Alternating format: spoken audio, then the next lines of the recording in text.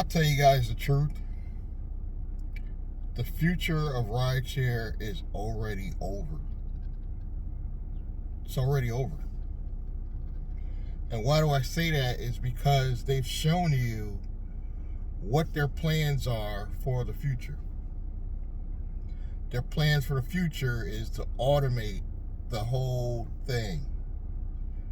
Google's already got their automated cars out there in Arizona, places like that. So the next 30 to 40 years, in their mind, this is going to be mainstream. They eliminated drivers. Are more people going to get killed? Probably. In the testing phase? Probably. Certain amount of deaths, people got to understand, are acceptable when they're building this technology. So it's bound to happen. It's not a good thing, but it's bound to happen. Eventually, everybody will adjust and will forget that drivers actually started it. Is there still money in transportation? I say yes. There's still a lot of money to be made in transportation, even with the possibility of them automating, big rigs in the future. I'm thinking 30, 40, maybe even 50 years. We're still going to need drivers to do most of our transportation for the private side. The private end. People are still going to prefer getting a private driver. Number one, having a private driver is actually safer than having an Uber driver. And the reason why is a real legal private driver, which you're going to see more of them in the future, near future, is already going to be licensed, already have all his information in the database in your state. Mine would be the state of Connecticut. So even if that driver decided to do something crazy, they'll have even more information on the driver than Uber and Lyft that try to act funny when law enforcement gets involved. If you notice, when law enforcement gets involved, they have to pry information out of Uber and Lyft. Uber and Lyft don't just say here. They protect their passengers more than the drivers. That's already been proven. It's already been proven. And I know this is a little bit off the subject, but a lot of people trying to duplicate what this lady Doe Dash, it's spelled Doe Dash. I think she spells it D-O-U-G-H and then the word dash. She has become like this YouTube phenomenon because she's raw and real, and she lowercases her titles and her YouTube thumbnails. And everybody's trying to duplicate what she's doing, and the truth is, I think we just got to be ourselves. We just got to be ourselves. We can't duplicate what somebody else is trying to be or who they're trying to be. We just got to be ourselves and hope for the best. Is the algorithm going to mess with some of us and not give us views? Yes. That's just how this game works. I think the new algorithm doesn't care how many subscribers you got. I know I went off topic, but as Uber drivers, the reason why I'm talking about YouTube is you got to have a plan B. You see this now. You got to have a plan A, B, C. I would stop at C. I don't think you need a D, because the future of rideshare is dead. So at least if you're planning, I would even say right now, if you even started driving now and you at least started a channel or some other revenue stream as a backup, you have a chance for the future. If you guys thought that I was going to be an Uber driver the rest of my life, you're wrong. I'm actually molding this into a actual transportation company. Not just rideshare. Private rides, deliveries, possibly medical deliveries, possibly medical transportation as well. I'm going for the big dollars because I already know there's no future in rideshare. Now, a lot of people might think, well, why do you still do it if it's so bad? And honestly, other than the pay, I actually enjoy it. I picked up a young kid just yesterday, and he asked me, do you like driving around and talking to people? I was like, you know what? It's funny because I'm an introvert, but somehow being an Uber driver not necessarily changed it because I'm still shy in public, but it changed my personality in a way I can't explain. And he was like, I'm an introvert too, and I'm thinking about starting a channel. I was like, you need to do it. You need to do it. I'm not even telling anybody out here to become an Uber driver. Any new drivers. Now, the current drivers, I want to see you make more money. You know, if not just going private, but have other avenues that you could create revenue, because there's no more future in rideshare. We know this now. It's over. Now, don't get me wrong. Like, even if you go private, you're probably still going to have to drive for Uber and Lyft for a while. Simply because how else are you going to get these passengers? You have to use Uber and Lyft. Looks like it might be a nice day today, guys.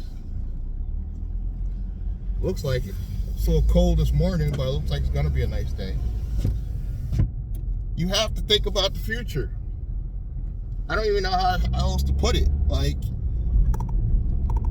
I know it's the rideshare professor.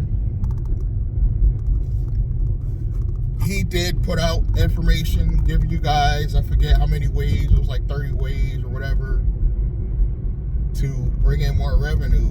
And I appreciated that because we need everybody on board with that, helping Uber drivers bring in another revenue source. Mike Drop, BBQ, he talks about using alternative apps and taking these cash rides, man. Taking these cash rides, maximizing them, and getting some real money. I'm already over it, guys. I'm already over the fact that rideshare, the future of rideshare is dead anyway. I mean, I'm thinking we may have another, if I were to guess, I would say we might have another 2 to 3, maybe 2 more years where you're going to still see veteran drivers. I'm talking veteran drivers between like 2014 and 2018. You're not going to see those anymore. It'll probably be 2019 and up. Veteran drivers are not stupid. A lot of them already quit. I'm seeing it on YouTube. I'm seeing some of them say it. Like, yeah, I'm done. But they're still, you know, obviously they still got to do the YouTube hustle. So they're still giving current drivers tips and strategies, which makes sense. Keep the channel going. They already got the numbers. I don't have the numbers yet. My channel's small, but I've made a few dollars doing affiliate marketing. So affiliate marketing has brought me in money for years. For years. None of my channels are even monetized yet. Affiliate marketing has brought me in money for years. I have done network marketing in the past. I no longer do it. I think I'm all set on network marketing. But affiliate marketing, every company has an affiliate marketing program. Chase Bank has affiliate marketing program. They're trying to get me to sign up so many people, and I think they'll pay me up to $500 or something like that. Not a lot of money, but it's something. They're willing to pay me up to $500 just to refer the bank. So this is where we're at. We got to find new ways to get this money. You know, I wish Lyft did what they were supposed to do from jump and become a different app.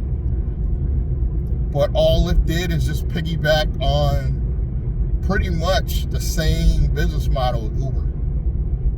Let's keep it real. It's pretty much the same business model. You know, I will say this. I like Lyft's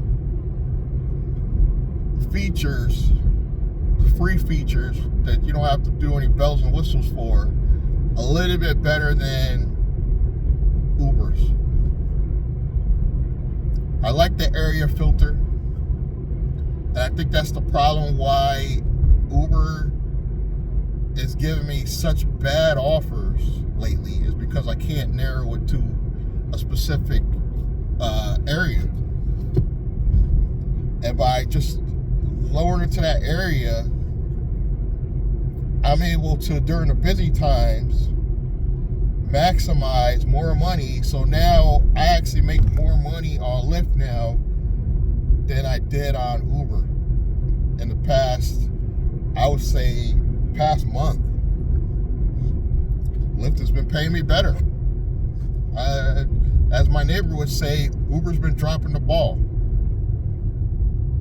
You know? And it's actually, I didn't mention this, I'm not mechanically inclined, but because I'm tired of paying these mechanics all crazy types of money, I went on YouTube and figured out how to fix my own throttle body. Went and bought the part, bought a couple basic socket wrench set, put the part on myself. I was so proud of myself. I felt more like a man, that I didn't have to rely on paying somebody $500 for something that took 15 minutes to put in. Thank you, Uber. You forced me to learn a new skill. And it's funny, my neighbor's a mechanic. He could have put it in for me, but something was like, you know what? I'm gonna just do it myself. Why pay him $100 when I could just do it myself? I just got fed up, and I was like, you know what? I'm gonna start doing this stuff, the little things myself. I'm not gonna be changing my oil probably, because they got that synthetic blend. But I'm gonna start doing some things on my own, you know, that I could feel good about. Because I'm just tired of these mechanics like raping me on their rates. And it's really because, really think about it, Uber really teaches you how to become a real business. Because you're basically doing everything you would in an everyday business, but the app treats you like an employee. Hit me in the comments. Thank you guys for listening to me rant. Subscribe, like, comment, and I will see you guys in the next rant. Nice guy driver.